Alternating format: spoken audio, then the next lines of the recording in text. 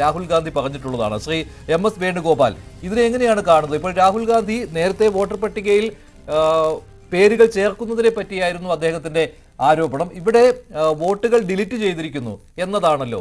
അതായത് ഓൺലൈനായിട്ട് വോട്ടുകൾ ഡിലീറ്റ് ചെയ്യുവാൻ അപേക്ഷ നൽകാം.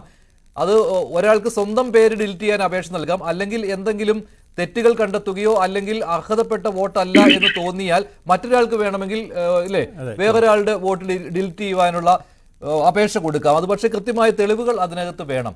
ഇങ്ങനെ ഒരേ ആൾ തന്നെ പല ആളുകളുടെ പേരുകൾ മാറ്റുന്നതിന് വേണ്ടി അപേക്ഷ നൽകിയിരുന്നു എന്നാണ് രാഹുൽ ഗാന്ധി പറയുന്നത്. അതനുസരിച്ച് വോട്ടുകൾ നീക്കം ചെയ്തു. അങ്ങനെ നീക്കം ചെയ്ത് 6018 വോട്ടുകൾ കർണാടകത്തിലെ ഒറ്റ മണ്ഡലത്തിൽ മാത്രം നീക്കം ചെയ്തു. പക്ഷേ ഈ നീക്കം ചെയ്ത കാര്യം ആ വോട്ടർ അറിഞ്ഞിട്ടില്ല.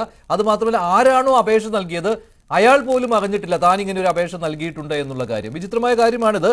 പക്ഷേ അത് തെരഞ്ഞെടുപ്പ് കമ്മീഷൻ നിഷേധിക്കുകയും ചെയ്യുകയാണല്ലോ, അങ്ങനെ സംഭവിച്ചിട്ടില്ല എന്ന്. ഇതിൽ ഈ വോട്ടർ പട്ടിക നിലവിൽ വന്ന് ആദ്യം ഇതിൻ്റെ കരട് വന്നു, പിന്നെ വോട്ടർ പട്ടിക വന്നു. ആ വോട്ടർ പട്ടിക വെച്ച് അലന്ത് മണ്ഡലത്തിൽ ഇലക്ഷൻ നടന്നു. ആ ഇലക്ഷനിൽ കോൺഗ്രസ് അവിടെ ജയിക്കുകയും ചെയ്തു. അപ്പോൾ അതെല്ലാം കഴിഞ്ഞ് നാളേറെ കഴിഞ്ഞ് പിന്നെ പാർലമെൻറ്റ് തെരഞ്ഞെടുപ്പും വന്നു. അതും കഴിഞ്ഞ് ഇത്രയും നാൾ കഴിഞ്ഞിട്ടാണ് പിന്നെ ബഹുമാനപ്പെട്ട പ്രതിപക്ഷ നേതാവിന് ഇപ്പോൾ ഇങ്ങനെ ഒരു ബോധോദയം ഉണ്ടായിരിക്കുന്നത്. ഇപ്പോൾ ഇത് മാത്രമല്ല അദ്ദേഹം പറഞ്ഞത്, ഇങ്ങനെ 5000-ൽ-അധികം വോട്ടുകൾ, 5000-ത്തിനടുത്ത് വോട്ടുകൾ കിട്ടിയ 70 മണ്ഡലങ്ങൾ ഇന്ത്യയിലുണ്ടെന്നാണ് പറയുന്നത്. അപ്പോൾ ഇതിന്റെ എല്ലാം 100% വോട്ടർമാരുടെ പേരുകൾ മാറ്റിയ ഇതേ രീതിയിൽ മാറ്റിയ വോട്ടർമാരുടെ പേരുകൾ മാറ്റുന്നത് അത് മാറ്റാറുള്ളതാണ്. പക്ഷെ ഇത് ഒരു കേന്ദ്രീകൃത സംവിധാനത്തിലൂടെ പ്രത്യേക സോഫ്റ്റ്വെയർ ഉപയോഗിച്ച് മാറ്റുന്നു എന്നാണ് അതിന്റെ 100% പ്രൂഫ് അദ്ദേഹത്തിന്റെ ഇരിക്കുന്ന പറഞ്ഞത്. 100% പ്രൂഫ് ഇരിക്കുന്നെങ്കിൽ എനിക്കൊരൊറ്റ കാര്യമേ അദ്ദേഹത്തിനോട് അഭ്യർത്ഥിക്കാനുള്ളൂ. അദ്ദേഹം ഈ പ്രൂഫ് സുപ്രീം കോടതിയെ കൊണ്ട് കൊടുക്കുക. എന്നിട്ട് നരേന്ദ്രമോദിയെ മാറ്റിയിട്ട് എന്നെ ഇന്ത്യയുടെ പ്രൈം മിനിസ്റ്റർ ആക്കണമെന്ന് പറയുക. തീർച്ചയായിട്ടും സുപ്രീം കോടതി അത് സമ്മതിക്കും. കാരണം 100% പ്രൂഫ് ഉണ്ടെങ്കിൽ യാതൊരു സംശയവുമില്ല.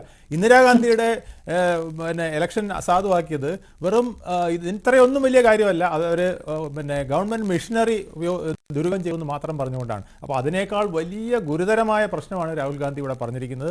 ഇതിന്റെ 100% പ്രൂഫ് അദ്ദേഹത്തിന്റെ കയ്യിൽ ഇരിക്കുന്നെന്ന് പറയുന്നെങ്കിൽ ആ 100% പ്രൂഫ് അദ്ദേഹം ദയവായി സുപ്രീം കോടതി മറുപടി 101% പ്രൂഫ് ഉണ്ട് എന്നാണ് രാഹുൽ ഗാന്ധി.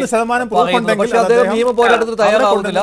സർക്കാരിനും തെരഞ്ഞെടുപ്പ് കമ്മീഷനും മുകളിൽ സമ്മർദ്ദം ചെലുത്തുക എന്നുള്ളതാണ് പ്രതിപക്ഷത്തിന്റെ കടമ എന്ന് അദ്ദേഹം പറയുന്നുണ്ടായിരുന്നു ഈ വാർത്താ സമ്മേളനത്തിൽ. ഈ ചോദ്യം ചോദിച്ചതാണ്, എന്തുകൊണ്ട് താങ്കൾ കോടതിയെ സമീപിക്കുന്നില്ല ചോദിച്ചപ്പോൾ അദ്ദേഹം പറഞ്ഞത് എനിക്ക് അതിന് താല്പര്യമില്ല. പൊതുജനം വസന്ത് മറുപടി. അല്ല, ഒന്ന് ഈ എനിക്ക് മുമ്പേ സംസാരിച്ച MS വേണുഗോപാൽ, അദ്ദേഹം BJPയുടെ വക്താവല്ല എന്ന് ഞാൻ പ്രതീക്ഷിക്കുകയാണ്.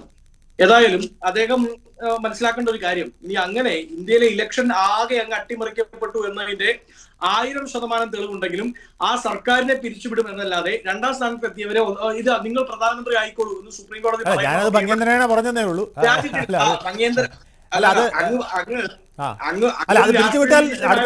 രാഹുൽ ഗാന്ധി ആണല്ലോ.